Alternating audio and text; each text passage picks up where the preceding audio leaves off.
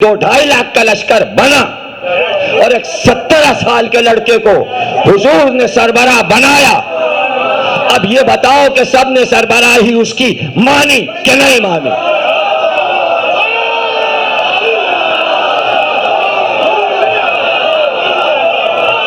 हमारा नहीं।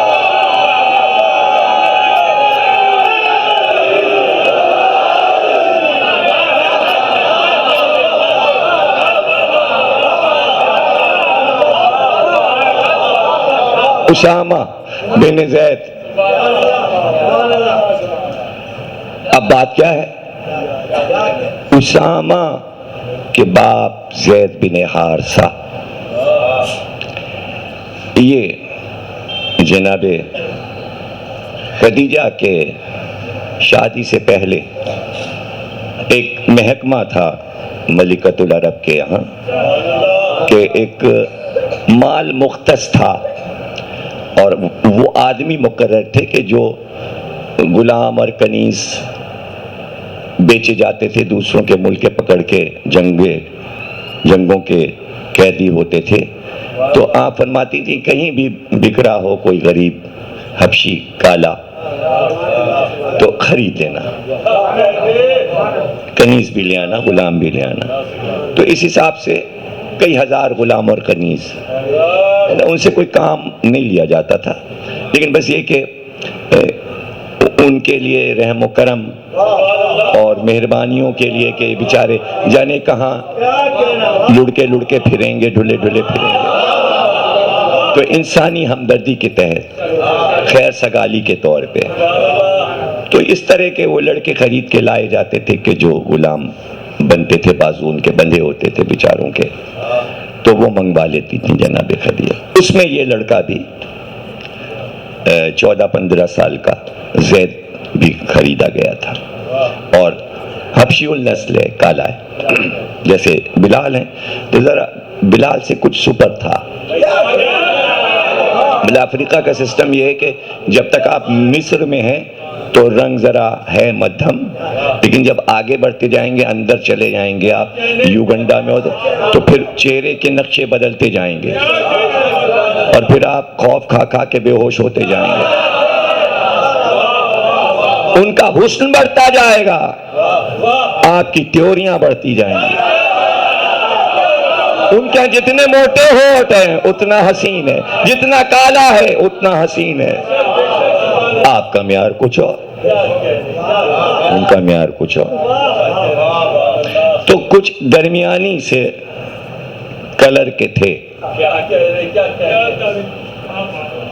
अब जब उसमें एक मैसरा भी था, उसका काम था जरा ये कि वो ऊंट पर से जब माल वगैरह उतारना चढ़ाना तिजारत के, वो इंचार्ज था गुलामों का। मैसरा जो था वो बहुत, यानी जनाब खदीजा ज़्यादातर मैसरा से कहती थी ये काम तेरी निगरानी। तो हुजूर जब गए हैं माल लेकर जनाब खदीजा का, तो बार बार आप पर्दे से मैसरा देख, अच्छा ऊँट लाना और सरकश ऊँट ना हो और ख्याल रखना और कोई जहमत ना हो इनको, तो मैसरा की ड्यूटी लगी। ये भी एक लड़का सा था। बहरहाल जब जनाब खदीजा ब्याह के आ गई बनी हाशिम के घर में, तो गुलाम कनीज सारे सब जहेज में आ गए और ज़्यादातर तो वो थे कि तकरीबन कहते हैं कि 450 या 550 कनीज़ें और गुलाम वो हैं कि जो जब बीबी आई हैं दुल्हन बन के सरकार के यहाँ, तो जैसे जैसे सवारी बढ़ती जाती थी ऊँट के हर कदम पे कहती थी इतने कनीज़ आज़ाद, इतने गुलाम आज़ाद, इतनी कनीज़ें आज़ाद। ज़ाते रिसालत पे सदके, इस शादी के सदके, इस अख्त के सदके, तो उसी वलीमे ही के दिन 500 गुलाम और कनीज़ आज़ाद हुए। उसमें से ये लड़का ज़ैद जो है इसको सरकार के लिए कि ये आपके ख़ास काम करेगा, बिस्तर लगाना, बिछाना, नेज़ा उठा के इधर से रखना, मश्क, पानी भरना, ये सब छोटे काम जो लड़कों से लिए जाते हैं ऊपर का काम करने के लिए, तो उस काम के लिए ये मुकर्रर हुआ।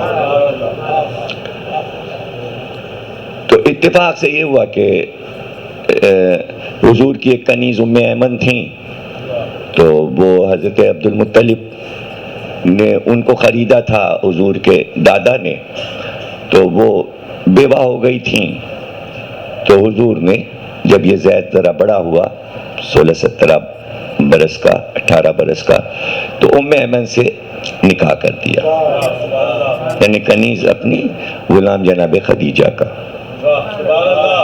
یہ نکاح ہو گیا۔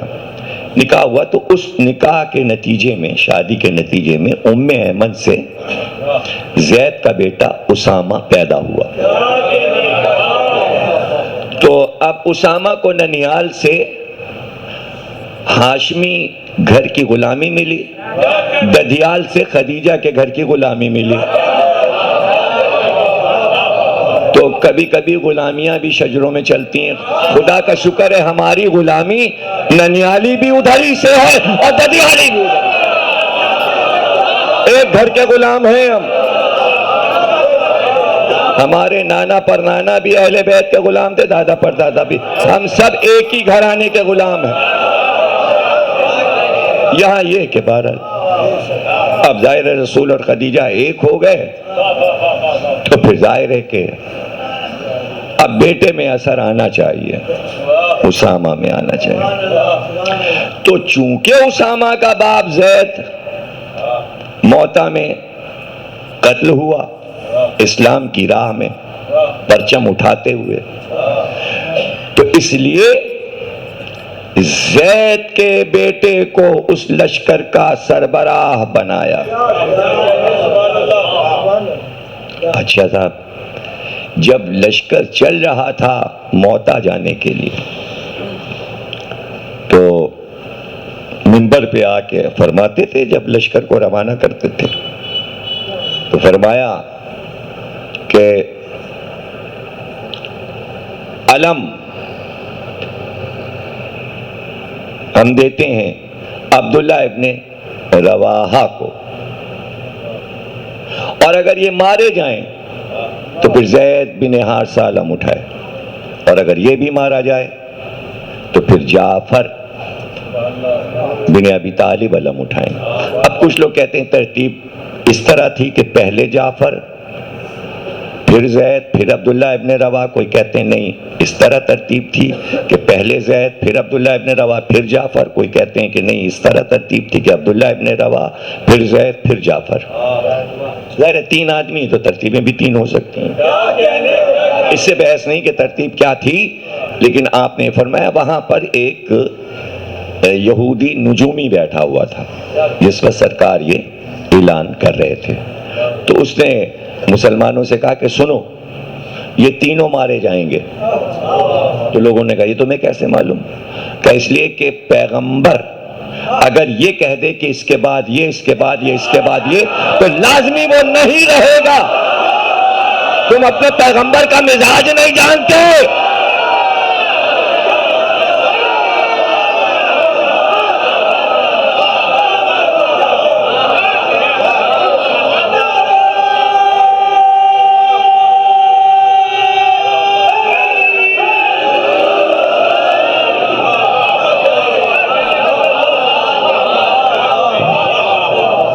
لیکن نا یہ غیر جو ہیں وہ ایک ایک لفظ کو سرکار کے محفوظ کر رہے ہیں اور ان کا ذہن ریسرچ کر رہا ہے۔ مسلمان سب سن رہے ہیں اور سوچنے کو تیار نہیں۔ چلو اس وقت نکل گئی بات 1400 سال سے، اب تک آواز محمد آ رہی ہے، سوچنے کو تیار نہیں۔ حدیثیں موجود ہیں، ایک ایک لفظ پہ سوچئے، اور وہ تو لمحے سرکار کے ہیں۔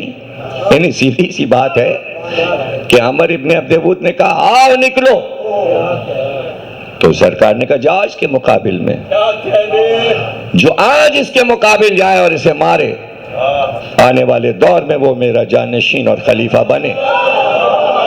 تو کیا پیغمبر کی زبان پہ یقین نہیں ہے کہ جنازہ اور میت خلیفہ نہیں بنے گا، وہی بنے گا جو مار کے آئے گا؟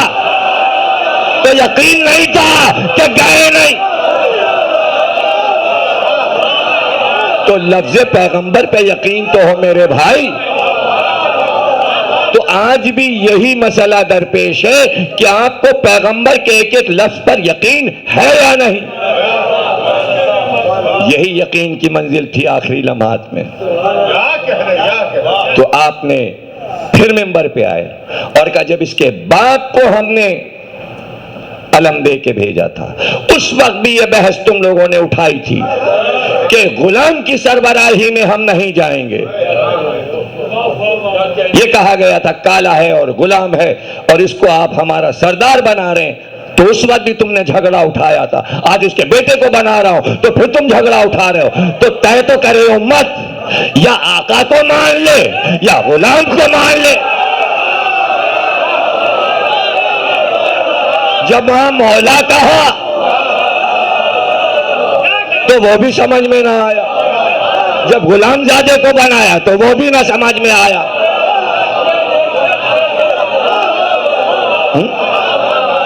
جب غلام کو بنایا تب بھی جھگڑا اٹھایا، غلام زادے کو بنایا جب بھی جھگڑا اٹھایا. تو بھائی چاہتے کیا ہو؟ مطلب کون بنے؟ یا تو سپر خاندان کا ہو، اعلیٰ خاندان کا ہو. عوام میں سے لینا چاہ رہے ہو تو عوام میں غلام سے تھرڈ کلاس کوئی چیز نہیں ہوتی. تو بالکل غار میں جانا چاہ رہے ہو تو وہ بھی سرکار دے رہے ہیں. تو پتہ چلا نہ آقا چاہیے نہ غلام، بس امت اس پہ چل رہی ہے. یہی ہم سمجھانا چاہ رہے ہیں، یا اللہ کی مانو یا محمد کی مانو. تمہاری بات ہم کیوں مانے؟ اگر تم مان رہے تو سب کیوں مانے؟ دیکھیں سارا اختلاف اس بات پر ہے، جھگڑا کوئی ہے ہی نہیں. یا تو اللہ اور رسول کا کہا مان لیجئے